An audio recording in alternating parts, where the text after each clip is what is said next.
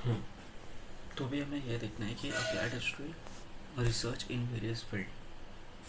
अभी जैसे कि ये जो अप्लाइड हिस्ट्री है, ये दूसरे दूसरे फील्ड में कैसे अप्लाई हो रहा है, और वो फील्ड किस तरीके से आगे बढ़ रही है। इसमें हमने फिलोसॉफी देखा था, साइंस भी देखा था, अब टेक्नोलॉजी पे आते हैं। देखो, टेक्नोलॉजी मतलब ये होता है कि बहुत सारे टेक्नोलॉजी हम यूज़ कर रहे हैं। हमारा दुनिया में सबसे पहला टेक्नोलॉजी क्या था? हम कैसे स्टोन बनाते थे, सबसे पहला टेक्नोलॉजी, और अभी तो स्मार्टफोन है। ठीक है। तो history of technology helps in understanding the changes and their cause in the field of agriculture production, commodity production, engineering, etc. अभी तो जो टेक्नोलॉजी का इंडस्ट्री हमें किस में हेल्प करता है, किस में हेल्प करता है? उसके चेंजेस, टेक्नोलॉजी के चेंजेस और उसके कॉजेस, और एग्रीकल्चर के फील्ड में, प्रोडक्शन के फील्ड में, कमोडिटी के फील्ड में, आर्किटेक्चर के फील्ड में और इंजीनियरिंग के फील्ड में। ठीक है। ये सब फील्ड में हमें टेक्नोलॉजी हेल्प करता है। एग्रीकल्चर हो गया, आर्किटेक्चर आपको पता है बिल्डिंग बनाना है, इंजीनियरिंग में technological advancement are mutually dependent on each other. अभी देखो, ये जो साइंटिफिक इन्वेंशन और डिस्कवरी जो भी है ना, और टेक्नोलॉजिकल एडवांसमेंट से वो एक दूसरे से मिलते जुलते हैं। जैसे कि मैंने कुछ इन्वेंट किया, तो वो टेक्नोलॉजी में तो काम आएगा ना। मैंने इन्वेंशन किया कुछ, तो वह टेक्नोलॉजी में तो काम आ रहा है। जैसे कि आर्टिफिशियल इंटेलिजेंस किसी ने इन्वेंशन किया, तो वो टेक्नोलॉजी में तो यूज़ हो रहा है ना। ठीक है।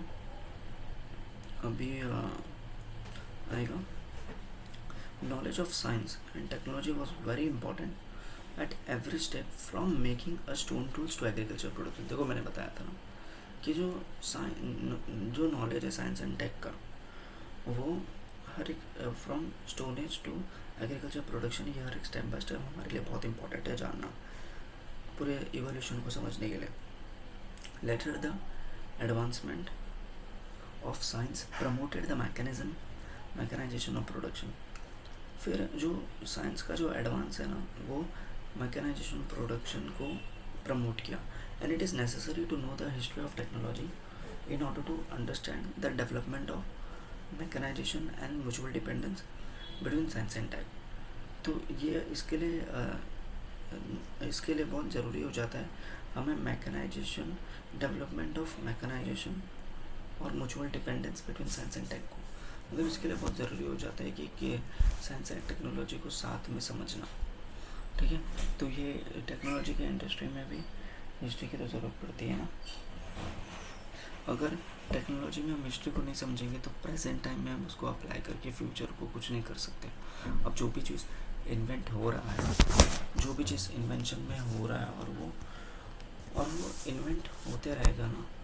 और ये इन्वेंशन जो भी हो रहा है अचानक में नहीं हो रहा है, कि हम पास्ट में भी देखते हैं कि ऐसी चीज़ें हुए रहेंगे कि नहीं हुए रहेंगे, इस तरीके से हम आगे बढ़ते हैं।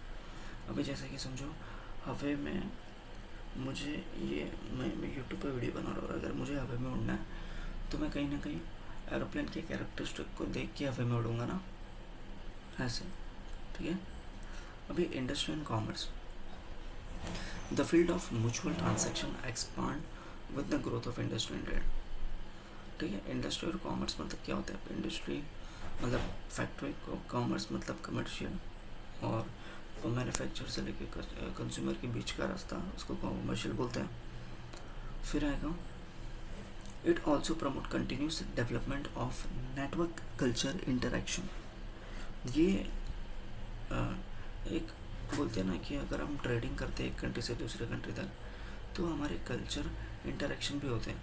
इसके लिए कुछ वेस्टर्न कल्चर इंडिया में आ गए और कुछ इंडियन कल्चर वेस्ट में चले गए। And it is an integral part of industrial and commercial management. ये एक इंटीग्रल पार्ट है इंडस्ट्रियल और कमर्शियल मैनेजमेंट का। And it is to understand the history of this process. ठीक है। और ये बहुत ज़रूरी है कि हिस्ट्री ऑफ दिस पूरे ये प्रोसेस को समझने के लिए, the nature of the market and commerce has continue to change. अभी जो नेचर है मार्केट एंड कॉमर्स का, वो continue to change accordingly the nature of human relationship and social organization also has continue to change. अभी जैसे कि हम देखेंगे ह्यूमन रिलेशनशिप के बारे में देखेंगे और social organization also has continue to change. अभी इंडस्ट्रियल कॉमर्स की वजह से पूरा सोसाइटी में ऑर्गेनाइजेशन में भी चेंजेस आ गए ना, तो इसके लिए हमें development to understand this development it is necessary to study the history of culture social economy. अगर हमें ये चीज़ इंडस्ट्री और कमर्शियल कॉमर्स को समझना है तो हमें कल्चर, सोशल ऑर्गेनाइजेशन और इकोनॉमिक इंस्टीट्यूट्स को समझना पड़ेगा पहले, ठीक है। अभी मैनेजमेंट स्टडीज़, मैनेजमेंट वर्ड सभी को पता है किस तरीके से हम रोज़ डेली लाइफ में चीज़ों को मैनेज करते हैं। In order to understand the various factors involve in the change of production such as means of production, human resources and process of production as well as the change of market and sales management etc. अभी जैसे कि हमें समझना है various factor को जो production में involve है, जैसे कि जो भी कोई भी चीज़ हम बना रहे हैं उसके वेरियस फैक्टर को समझना है, तो उसके ह्यूमन रिसोर्स को समझना पड़ेगा, कैसे ह्यूमन रिसोर्स काम करते हैं वो कंपनी में, और कैसे वो प्रोडक्ट प्रोसेस हो रहा है, और कैसे वो उसके चेन ऑफ मार्केट से लेके सेल्स मैनेजमेंट तक, मतलब प्रोडक्ट कैसे बन रहा है और कस्टमर तक कैसे पहुंच रहा है, पूरा समझना पड़ेगा। And it is essential to have knowledge of similar function system of the past.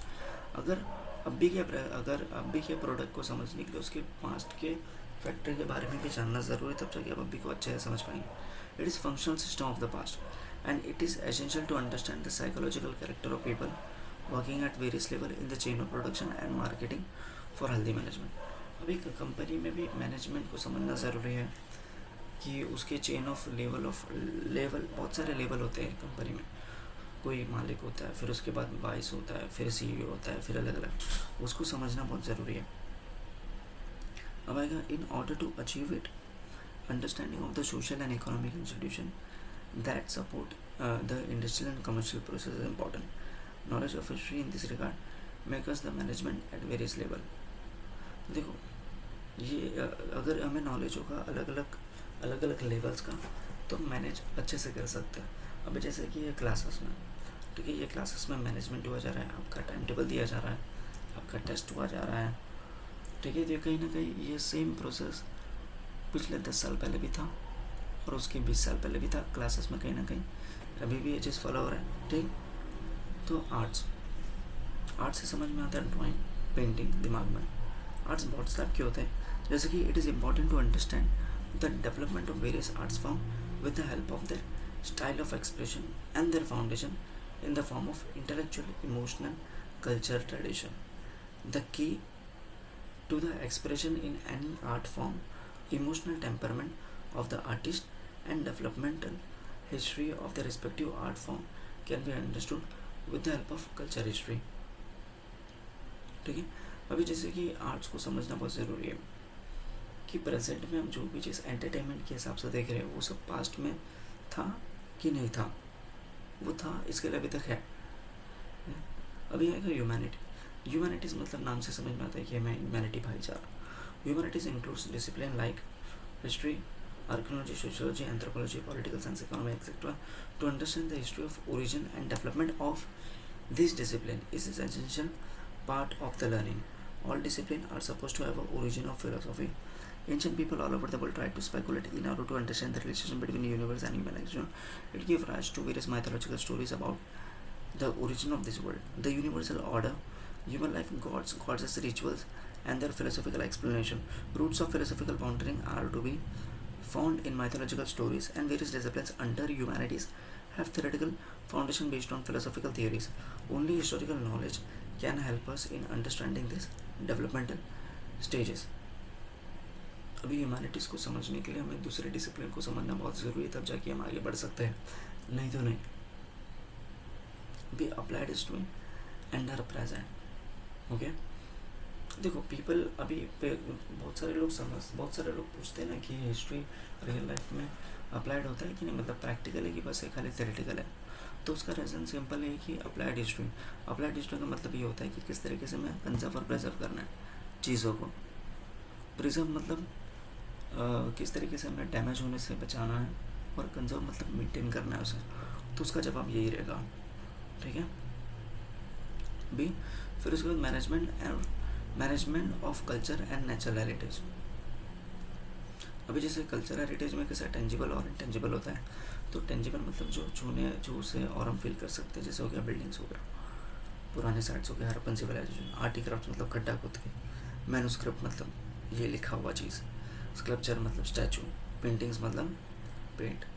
अब इंटेंजिबल में oral tradition and their language, traditional knowledge, custom, style of performing arts, ये सब। अब नेचुरल में आएगा जो ऑलरेडी नेचुरल चीज़ें हैं, एनिमल्स हो गए, फ्लावर हो गए, एनवायरनमेंट हो गया। तो यूनेस्को करके ऑर्गेनाइजेशन, उसने ये बोला कि अभी मैं वर्ल्ड हेरिटेज साइट को मैं लिस्ट करवाएंगे और उसको यूनेस्को देख रेख करेगा, ठीक है। अभी ये चीज़ हम कल देखेंगे, ठीक है, नेक्स्ट वीडियो में। थैंक्स।